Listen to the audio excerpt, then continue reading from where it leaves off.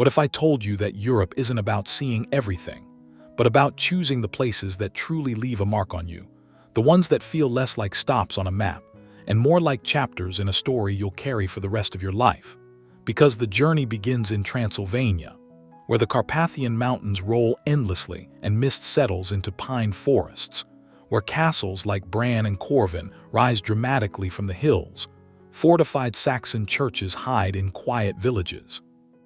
and medieval towns like Brasov and Ciasora feel untouched by time, where you can hike scenic ridgelines, explore hilltop citadels, visit hidden countryside monasteries, and eat rich local food like slow-cooked stews, smoked meats, polenta, and fresh bread,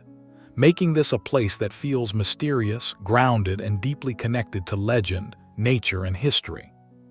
From there, the journey opens to the sea in Dubrovnik, a city completely encircled by towering stone walls that glow at sunrise and sunset, where you can walk the full length of the walls for panoramic views over terracotta rooftops in the Adriatic, swim directly from cliffside ladders below the old town, kayak around the city's exterior, or take a short boat ride to Lochram Island for peacocks, shaded trails, and hidden coves, with evenings spent exploring quiet alleyways. Riding the cable car to Mount Srd Stroke for sweeping views, and eating fresh seafood, oysters, black risotto, and grilled fish by the water as the city lights reflect on the sea. The pace softens in Paris, where beauty is woven into everyday life, where wide boulevards meet intimate streets, cafes spill onto sidewalks, and landmarks feel cinematic even without trying, where you can wander the Louvre, Musée d'Orsay, and Montmartre, picnic along the Seine, explore hidden passages like Galerie Vivienne,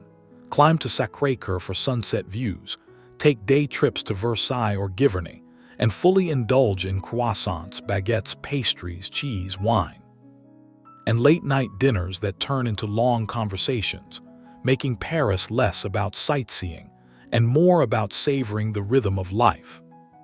Then the world feels enchanted in Prague, a city of spires, bridges, and winding streets where Gothic, Baroque, and Romanesque architecture blend seamlessly, where you cross the Charles Bridge at dawn before the crowds arrive, explore Prague Castle and St. Vitus Cathedral, watch the astronomical clock strike, wander the quiet lanes of lesser town, find hidden courtyards and beer halls, take a river cruise on the Vltava, and enjoy hearty Czech food like goulash, roasted meats, dumplings, and world-famous beer in centuries-old cellars that make the city feel alive and timeless.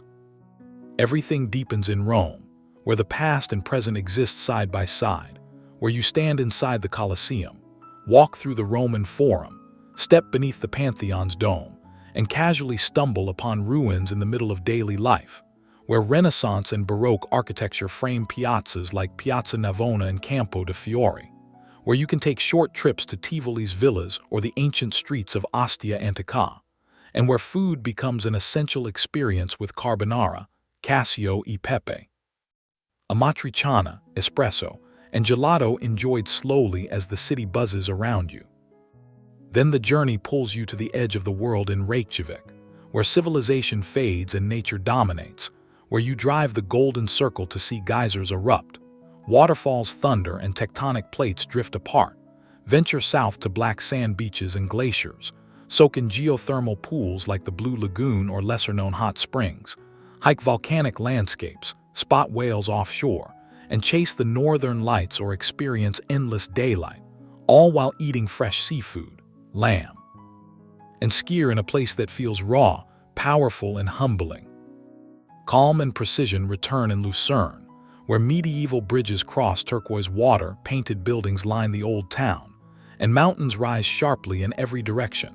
where you stroll across the Chapel Bridge, take peaceful boat rides on Lake Lucerne, explore quiet lakeside paths, and most importantly use the city as a gateway into the Swiss Alps, taking scenic trains or cable cars to places like Mount Pilatus, Mount Rigi, or even deeper alpine villages for hiking, snow-capped peaks,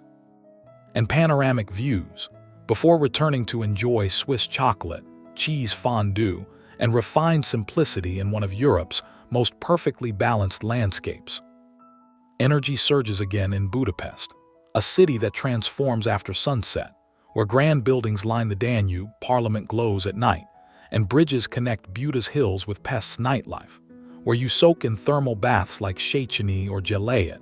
explore ruined bars hidden in abandoned courtyards, take river cruises, hike up to Fisherman's Bastion for views, day trip to the Danube Bend for castles and river towns, and fuel long nights with goulash, langos, pastries, and bold Hungarian flavors. The dream peaks in Santorini, where whitewashed buildings cascade down volcanic cliffs, blue domes frame endless sea views, and every moment feels cinematic, where you hike the cliff path between Fira and Oya, sail around the caldera, swim at red and black sand beaches, visit quiet villages like Piagos or Megalokori, taste wines grown from volcanic soil, enjoy fresh seafood and Greek meze, and watch sunsets that feel almost unreal as the sky fades into deep orange and blue.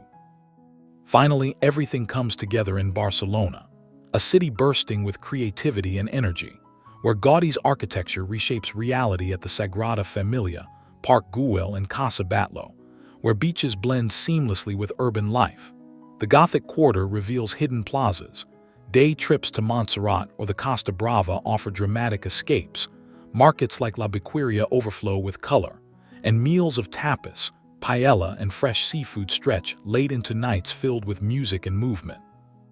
leaving you with the feeling that Europe isn't just something you visit, it's something you experience. And if this journey sparked something in you, save it, share it, and ask yourself which place you'd start with, because this isn't just travel, it's the story you're meant to live.